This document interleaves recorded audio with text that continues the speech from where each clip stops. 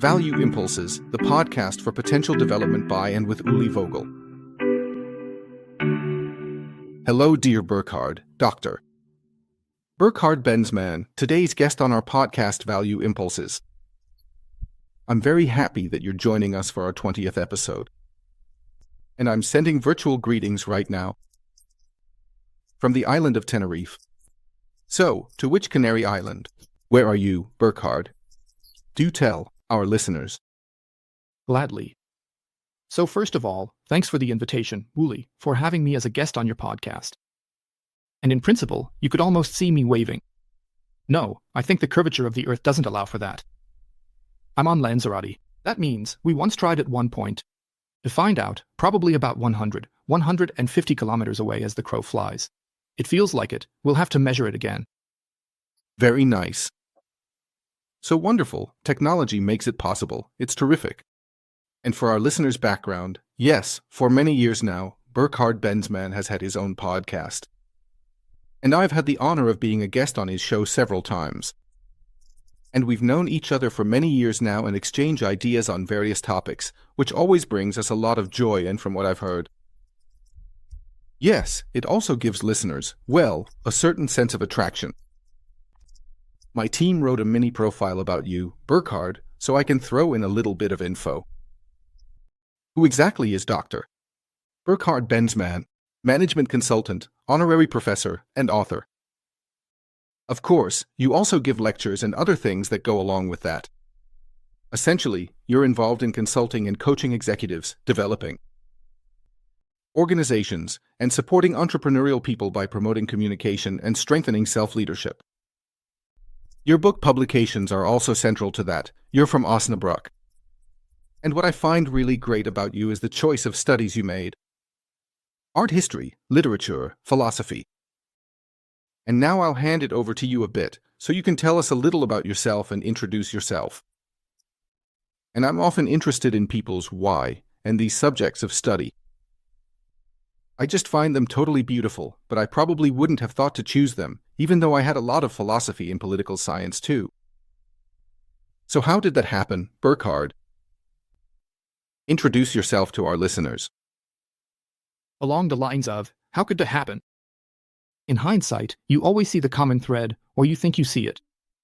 Like, yeah, it all somehow fits together. I can't claim that, even though I also write about vision and mission, give lectures, and so on, I can't claim that it was perfectly clear to me. And that I basically threw out a buoy for myself. And then swam towards it. I don't think so. I was always curious, of course, so I think I had at least two driving motives, if you will. One for me was always the topic of justice, so getting involved, like in my youth. Church youth work was important. Until the point when I left. Funny enough, today I actually advise the church as an external consultant. That's one thing, and aesthetics has always been the other. So, I always found art, the field of art, but also literature, elementary for me to also develop further as a person. It was like an inner curiosity that I had to satisfy, also through practical action. And that's how I came to eventually study this bundle, which back then was called the Department of Communication and Aesthetics, as a collective thing, where you could cross-study literature, media studies, and so on, as was still possible back then, a bit of a general studies program, and then you had to form specializations.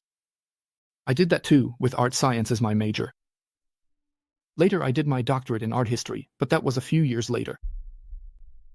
Literature, obviously, I also found cool, of course, and philosophy, also as the overarching element, if you will, the one that explains meaning, that really appealed to me. But maybe it's those two keywords, communication and aesthetics, that play such a big role. So, communication, dealing with people, becoming capable of dialogue. But aesthetics, understanding life as something aesthetic too, which, by the way, can be very comforting in these times of multiple crises. Art also practically always plays a role for me. So that's maybe a bit of the point. And when I later got my first clients, I realized that somehow it gave me a different perspective. So I look at it differently. You'll have experienced it too from your background than a classic business economist would look at certain topics.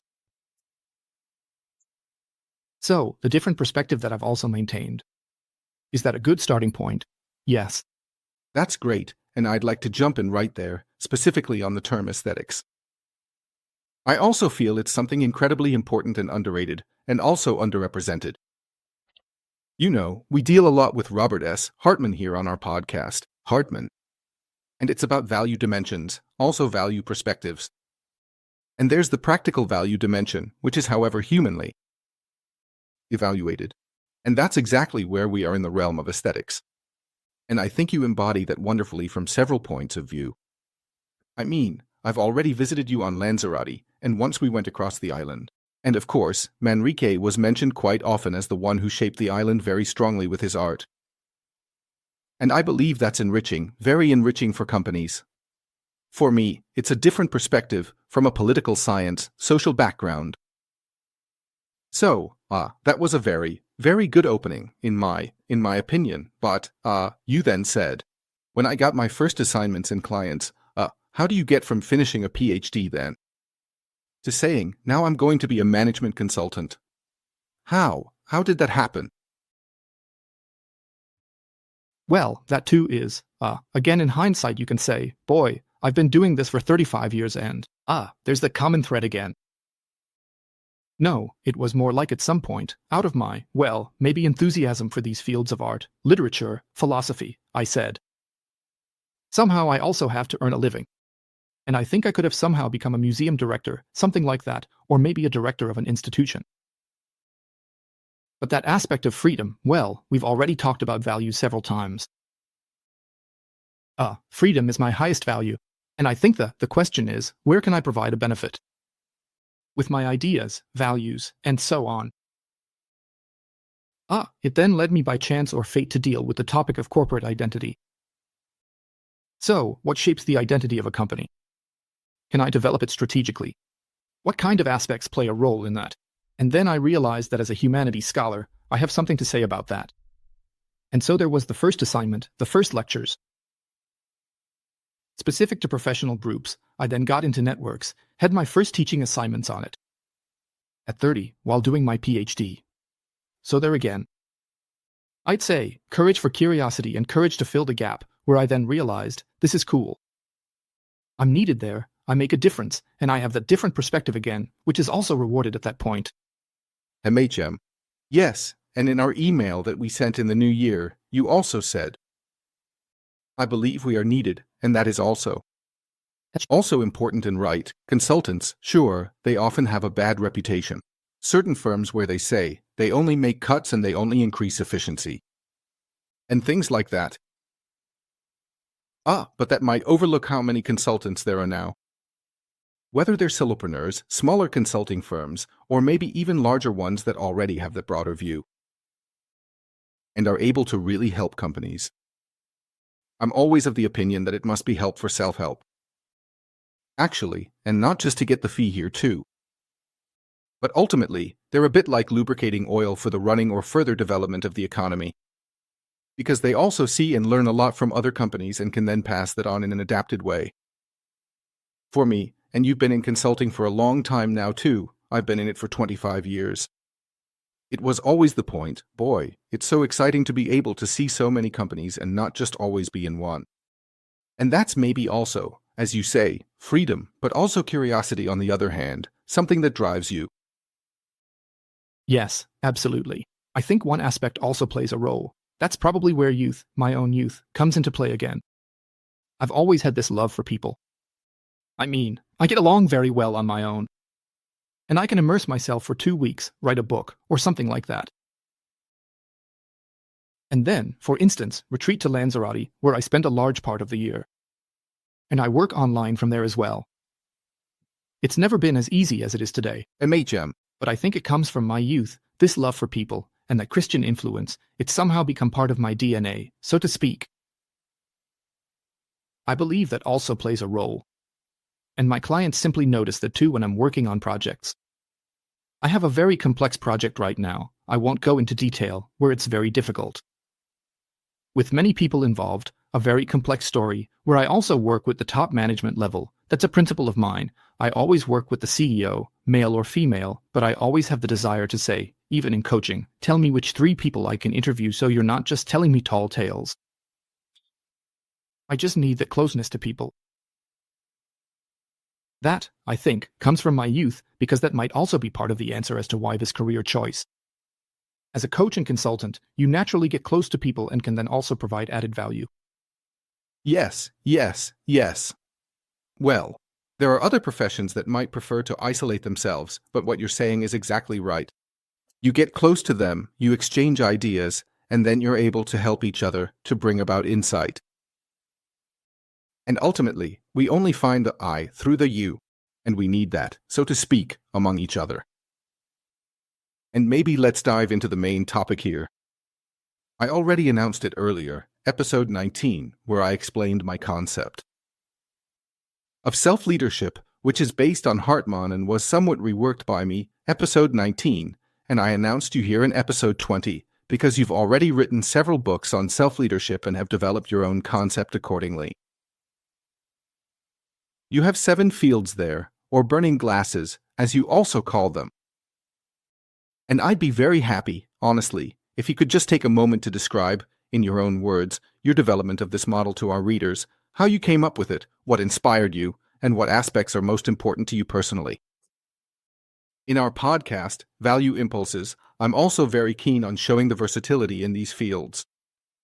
And you're a great example for me. We've known each other a long time, someone who's developed something themselves and is very successful with it. MHM. Well, maybe it's quite helpful to mention that I'm also the son of a craftsman, so I've always been interested in very practical things. I always have to be building. I was just working on a few doors yesterday. Here. So, that's always important to me too, and I think you can see that with the 7-field model too, that it's just very practical. So first, the question, why self-leadership?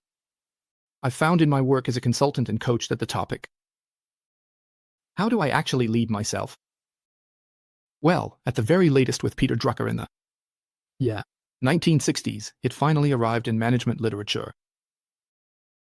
But in between, it often tends to be forgotten because some new fad or the next big thing comes along. And then we think we have to follow the trend. I think certain things are ancient. As a scientist, I also teach at universities. I'm also a professor, as you said. It's important to me to look at it scientifically, but I always need both, right? The craftsman who does it practically, and the scientist who verifies if it's all true. So, I conducted interviews. So, I thought, what's the best approach to find out what this is? Sure, reading numerous books and publications by others, but on the other hand, I also conducted over 150 interviews. Wow. With executives and leading figures. That was the result, my first book in 2009. MHM. And I always asked people, well, how would you define self-leadership? What's part of it, and what aspects? And so, based on those interviews, I first came up with a definition that I felt described it well. So, my definition of self-leadership is quite simple. Self-leadership includes attitudes and methods for the goal-oriented leadership of oneself. So attitudes are clear, right, mindsets, how I deal with it, but also very practical methods and thus a somewhat disciplined approach. To set goals, pursue them, but also to check if it's working and thus lead oneself. And from the interviews and literature, I've identified 3 aspects that play a role and define self-leadership, at least from my perspective. That's self-awareness, which is where everything starts. I think I'm preaching to the choir with you there. Yes. Know thyself. You also write about it in your book from page 80 or 83, to be precise, if I read that correctly. And yet, self-awareness is a very crucial point. Second point, self-responsibility. I find that leaders, both male and female, differ greatly from one another in this regard. Some explained to me that they had a bad math teacher back then, and it's his fault they can't read balance sheets today. Yeah. No, I'd see it the other way around. I'd say a good leader is characterized by taking full responsibility for themselves, for where they are today. Yes. And also the responsibility for their own abilities and inabilities. And self-regulation is the third part for me. So self-awareness, self-responsibility, self-regulation, managing oneself with the means and tools that truly fit me as a person. And that can be for people, that was my experience from the interviews, that can be completely different. That one person says, I'm a total digital guy, and the other says, no, if I don't carry my paper notebook and keep my bullet journal, then I don't know what's a priority, you know. So, that might give the listeners a first hint about that. I was interested in people who are in leadership positions, and I selected them based on various criteria and actually visited them. For example, I visited the director of the Goethe Institute in Rome. MHM. I was, when I had a trip to Australia, in Sydney as well, and so I just took the opportunities to gather different perspectives. And the result was that first book and a definition of self-leadership. MHM. Maybe that to round it off, then I'll pass the ball back to you for now. It's also in the longer version of my mission. I'm convinced that we have to start with ourselves if we want to make our contribution within creation, as I'll call it, mindfully and responsibly. And I believe that self-leadership is then the foundation. Yeah, I think that's very good. I've always called it the eternal first step. Yes. So we have to do that over and over again. And I find your three-part division, self-awareness, self-responsibility, self-management, also very, very good. For me, that's also quite compatible or marriageable with Hartman's value dimensions. If we take awareness, then we have to be able to, see through something, to have penetrated it, in order to mentally, with our reason, that would be the brain and then the responsibility. Sure. It's about the fact that we as a whole person, with everything together in our humanity, have to stand up for ourselves. We'd be in this heart area and then with management, we look operationally. Where it's actually going. So, how did you then from that? There's still 7 fields. Maybe we can pick up there. Yes, I'd love to. So for me, of course, the very practical question was, you just used the term magnifying glasses earlier. I first asked myself, what are actually relevant aspects of self-leadership? And the interviews were very helpful there, of course. But I also looked at what was available back then. There wasn't that much back then, in the early 2000s in terms of publications, on the topic of self-leadership. So, as I said, Peter Drucker already said that in the 60s. The book was initially in English, where he says, among other things, first you have got to lead yourself. So really start with yourself there. And actually, one should only be allowed to lead others if one can lead oneself. Those were things that also go back to Peter Drucker. So, I did find literature, researched it, and even put an employee on it, saying, hey, collect everything across the board that's out there. To also see if there are similar models that give me the answer as to which perspectives are relevant now in relation to self-leadership. And then at some point, I distilled the whole thing for myself. I'm such a visual person, I always have to stick notes on the wall. And stuff like that. And my office back then looked like a total pigsty. So I need that. That's where I'm also a bit of an artist. I have to work within the space with that. And then I distilled it and realized there are actually these 7 fields that build on each other. You have vision and mission.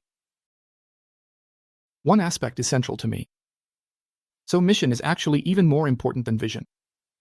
Why am I in this world?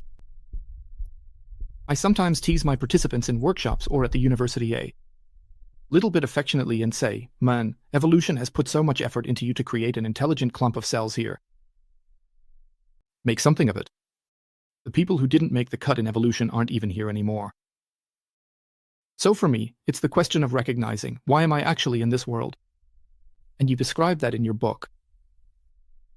You also have that again in the book you published about Hartmann. Finding an answer to that is an elementary aspect for me. Vision is where I want to go. Mission is why I'm here, in my understanding. And that's such a core element. I have as a second field and second magnifying glass, through which we can see how self-leadership is going for us. Body, soul, spirit. That's a huge field, of course, so it's always bursting at the seams in the seminars when I work on it. It's something where I say to myself, that's mindfulness, resilience, but also personal fitness and so on. Then I have skills and self-development. A field all its own, dedicated only to learning. Skills and self-development. So there too, you need self-knowledge. What am I already good at? So again, preaching to the choir with you. You deal with it logically. In diagnostics as well. Then I have the fourth field, which is employees, partners, networks. It's about the fact that self-leadership isn't an ego shooter topic. Like, others should please stand by me now so that I can live my life as coolly as possible. but rather I believe we're always there for each other and there to support each other too. What employees do I need to be able to implement my ideas in this world, so to speak, to realize my vision? Which partners, private, professional? Am I even capable of partnerships? And of course networking, not to say now, I have 100,000 LinkedIn contacts, but no, maybe I have 100, but they're totally relevant. So to do a good analysis there too. Then I have processes and structures as another field. And there it's very practical, in the sense of, how do I organize myself? Keyword bullet journal. What rituals do I have to start the day in a structured way in the morning? How do I evaluate if I'm on track? 1,000 things of this kind. Then I have projects and products. Exactly. Projects and products means, cool, I have a vision, I have a mission. How does that actually get expressed now? So how do I notice that I'm bringing something into the world that wasn't there before? So you've created profiling values, you've made something available to people that didn't exist like that. You've transformed it, you've made it manageable. That's always a concern for me too, because I also ask my clients, what have you brought into the world? And what else do you maybe want to bring into the world? So that it manifests, so that it becomes tangible. And I sometimes say this quite provocatively, I hope it doesn't get cut out, it shouldn't be a mindfuck, but you really want to make a dent in the universe. Somewhere, at least I hope so, with what you do. Yes, and added value is the 7th field, where I then say, okay, how do you measure your success? What is success for you? Is it just your own criteria? That you're doing well? Probably not. So what is your contribution to the company? What is your contribution to your country, to family, to whatever? So I really dive into that, making it operationalizable. And asking people, what are your indicators for success and such aspects? It works. These 7 fields work surprisingly well. I have questionnaires and similar things for that. MHM. I always ask my clients, if you can reduce it to 6 or 5 for me, please, go ahead. But we've actually always stuck with 7, and not just because it's a biblical number, right? 3 is the number for God, 4 is the number for the world. No, it was a coincidence, or providence, I don't know. Yes. Yes. So the 7 fields, for me, that's where I'm a craftsman's son again, that's important to me, I can work very practically with that. People are happy that they're already doing really well in some fields. And in other fields, they often say, I knew it, I have to work on that. So maybe that's another explanation of how I actually proceed. By the way, my podcast episode SF50 Okay. describes those 7 fields again. So if anyone wants, I can give you the link, maybe you can. Yes, we'll put that in the show notes. SF50. Just click on it, it's 20 minutes, I go through it again and explain what the 7 fields are all about. Nice. I'd like to mention 2 or 3 things there or maybe ask a follow-up question. What I find particularly good is the order, actually, because when you see it in the diagram, you don't know exactly how. Well, sure, the middle, you probably start with that, but where does it go from there? And especially the added value, the last field, this operationalization. How do I ultimately make it measurable? I find that's something that is so often neglected. So in that sense, I think it's great as a conclusion, right? Then you have to look. Has it actually achieved something here? And also with products and projects. So this dent in the universe, I also think that exists on a large and small scale, yes. That's exactly why I think it's super important that projects is actually there too. And sure, there are various project definitions, but if we take the common one, yes, there's also the question, what are we actually bringing into the world with it? Exactly. And if I go back to the beginning, when you mentioned vision and mission here, right, well I once heard the saying, if you don't have a goal, then you'll find yourself where others want you to be, yeah. And that's also true, you can actually apply that to vision and mission as well, right, if you have nothing there, yeah, then you end up where others want you to be. And that's certainly not what you said before, right, skills, self-development here. Exactly. What's inside you, actually do something with your bundle of cells.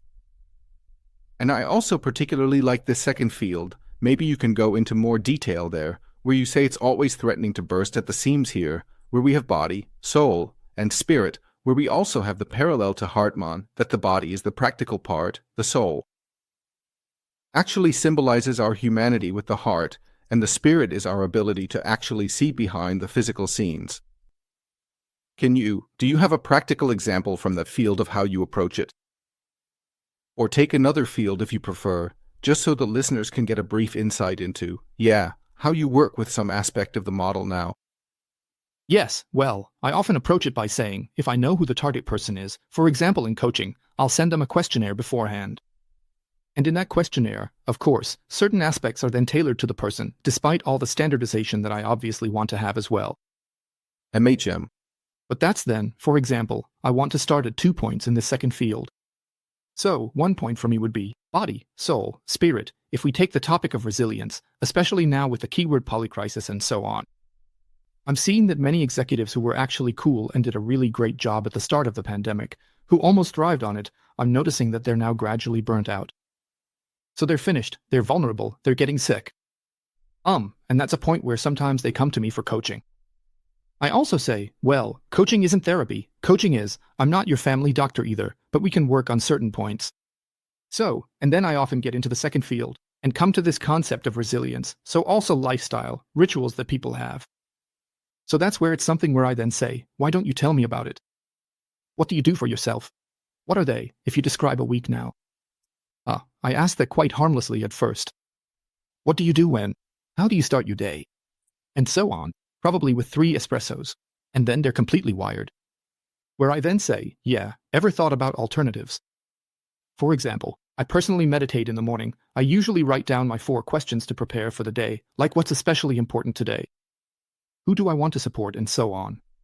So I just give people questions, and I also give them a few suggestions.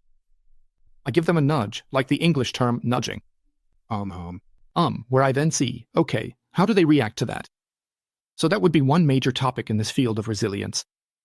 Yes. And restoring the flexibility so that they really stand back up and also look. We already touched on the topic of aesthetics earlier. To see at what points their eyes light up again. You know, when you work with people in coaching, suddenly you reach points where they're wide awake and their eyes are shining. Yes. Where you can then work and say, okay, maybe a bit more of that in the future, maybe remember that again, like that. So that would be one aspect. The second aspect is a completely different one, namely, mindset. So, what are actually, and this is difficult, I also have psychological training. It's difficult, of course, to get to these mindsets with people. The trivial thing is always, is the glass half full or half empty, but behind it lies something much more complex, where as a coach you also have to see, how does this concern me? How far do I even want to go there? And where is it maybe even therapy already? So, that people stand in their own way through their own programming. I have an acquaintance who is also in coaching, where I'm always surprised when I'm with him and we do peer-to-peer consulting, what kind of negative connotations he sometimes has in sentences, like that. Yeah, I've actually never been able to do that. It's no wonder that this happens to me, or stories like that. Where I then also think, better let a recorder run, with the smartphone. And then say, are you aware of what you just said? No, why? Yeah, and then I play it back. Oh, that's pretty intense, right? So this self-programming, this self-sabotage, getting to the bottom of that, body, soul, spirit, is a second example for me. I also once wrote a short article about self-sabotage, One of the tips, by the way, on how to trip yourself up is being drunk on your own importance. You know, people who sometimes come in, they can hardly fit through the door because their ego is so big. Yes. And then first opening the window so the ego can get back out, that's also a topic. But that's what I mean by mindset. So, questions of attitude, right? I like that a lot, yes. Is that helpful? Absolutely. That makes it tangible. Yes, I think that.